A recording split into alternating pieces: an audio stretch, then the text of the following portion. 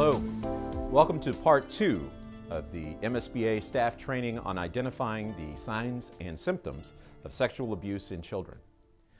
Now you know who a designated reporter is under Missouri law, and also you've learned what the reporting requirements are for those folks. But what signs and symptoms should staff members be looking for in students that might indicate that those students have been the victims of abuse or neglect? There are many. And staff should always be observant of any changes in student behavior that might indicate the student has been a victim of abuse.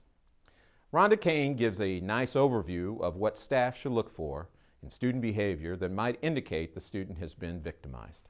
Well, the signs of sexual abuse, there are many. There are the physical signs, which would include bruising that's unexplained and bleeding in the genital area, STDs, frequent urinary tract infections, stained or bloody undergarments.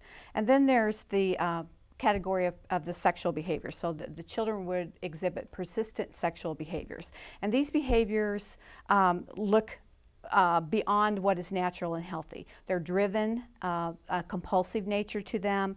If they invade others' physical or emotional space, that's more concerning. If there's power and control involved, that again is more concerning. And those behaviors would involve things like increased excessive masturbation, sexual play with dolls or toys or animals, sexual activity with other children, excessive knowledge of sexual behavior. So for example, it would be non-age appropriate behavior. So if a 4-year-old knows about oral sex, there's a reason to be concerned. And then there's the seductive type behaviors where children may touch other adults inappropriately. And then there's disclosures, which is another sign when children start to tell us what's happened to them. And we need to take those disclosures very seriously because it's not our job as mandated reporters to investigate, it's just our job to report.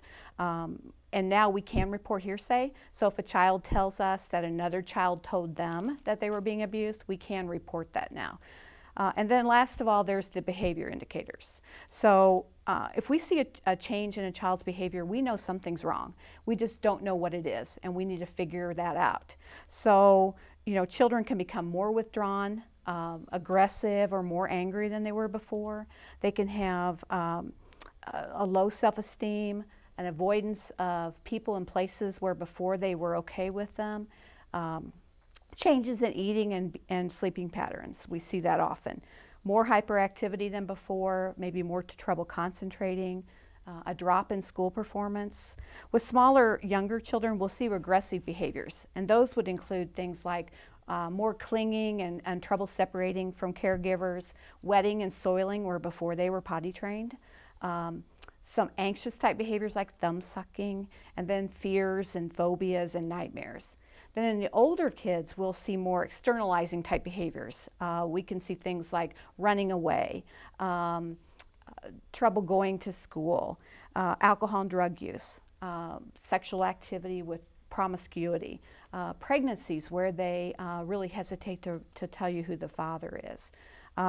We might see suicidal ideation or suicide attempts with the older kids, and then we'll see poor appearance or unkeptness with older kids.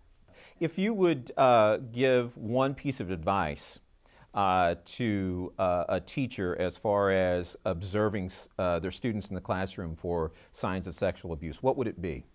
Well, probably the most important thing is if there is a change in behavior, try to figure out what that is. And then you can look for other signs, but the big thing that we usually first notice that there is something changed with the child. So it's up to the teachers to really keep track of their children and really monitor their behavior so that they can know if something has changed for the better or worse in this case, correct? Well, yeah, and most of the time what we find is staff members did notice. They just didn't think about it hard enough, or they didn't talk to somebody else about it, but they did notice. Okay.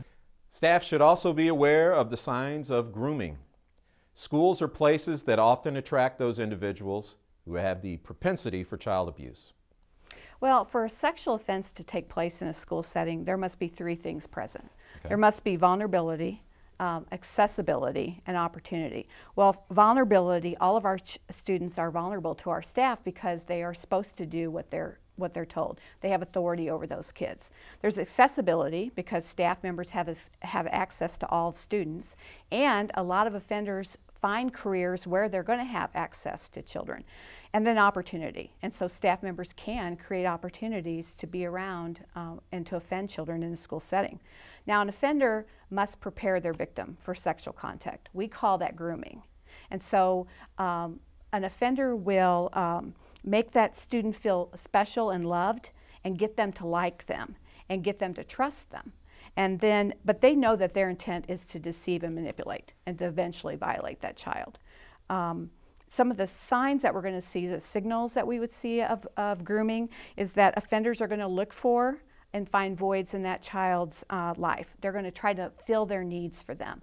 They're going to develop an emotional bond with the child and get them to trust them, and then they're going to sexualize that relationship. So you'll see things like special bonds between certain staff members and students that look a little intense. There'll be time spent together outside of school, so at extracurricular activities, at sports, at before and after school care. And then you'll see time spent in school hours in isolated areas.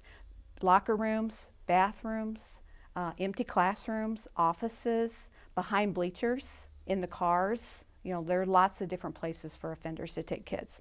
What's the danger signal that I'm looking for? Perhaps I just think as an observer that the teacher is just working one-on-one with this student. What's the little trigger that maybe you would suggest that somebody look for that puts it over the top, that something's going wrong here? Well, we'd be looking for a pattern of behavior.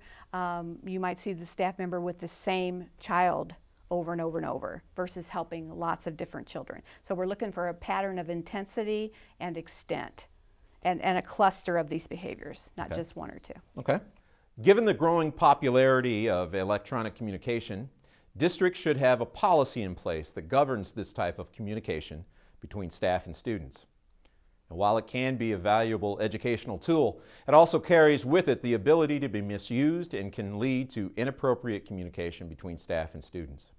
Offenders will often communicate with students through computers, video chatting, texting, Facebook, chat rooms, Twitter, all of those avenues.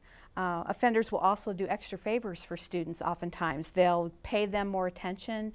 They will make exceptions for them. They'll give them gifts like money, video games, etc. And that we look for that as a signal if children show up with extra money and gifts. Another thing is that offenders will prepare their victims for future sexual contact by beginning with hugs and tickling and wrestling. So you mentioned the electronic communication. So if a student comes up to me, I'm a teacher in the district, and says such and such teacher has been texting me, what should I do with that information? What would you recommend? Well, again, I think the district is going to need to have protocol in place of who that staff member would just need to mention that information to. There should be a contact person for staff members to take those issues to. Hopefully, you now know what to look for in student behavior that might indicate abuse or neglect. And you have the information to recognize potential grooming behavior in staff members. We'd like to leave you now with some final thoughts from Marissa Gunther on children and sexual abuse. Everybody in a school district, including the administrators and the school board folks, need to be educated in the dynamics of child sexual abuse and how complicated and complex the issue is. I also think that they need to understand the anxiety that mandated reporters experience around their role and their responsibility. You know, I facilitate quite a bit of training in communities around Missouri, and many of these trainings are with folks who are mandatory reporters. And the goal that I have is to empower these folks in their role to feel comfortable with the responsibilities they have, and to own the responsibilities they have, and to understand that the role they have is essential. It's so important and really can cause an effect that could affect the well-being of a child. It's not an easy role to have. It takes a lot of personal power to be in this role. Because the consequence of the choices you make, whether you do report or not report, could have a huge effect on so many people. You know, I really believe that the issue of child sexual abuse is a public health issue, affects everybody. So even if it's that one child that is being affected by the abuse, it's not going to just affect them, but it's going to affect me, it's going to affect you, it's going to affect everyone in a community. So when we really understand this as reporters and we feel that personal power, we can rise up beyond the anxiety we might feel, the doubt that we might feel in our role, and really take steps forward to do the right thing. So, but you know, in addition to that, in every community around Missouri that I've been in, everyone feels that same anxiety, but they also feel that same concern, and they show that same concern for kids. So my hope is that through this information or any information we can provide in the future through Missouri Kids First, that we can help empower reporters to do what they feel like they need to do.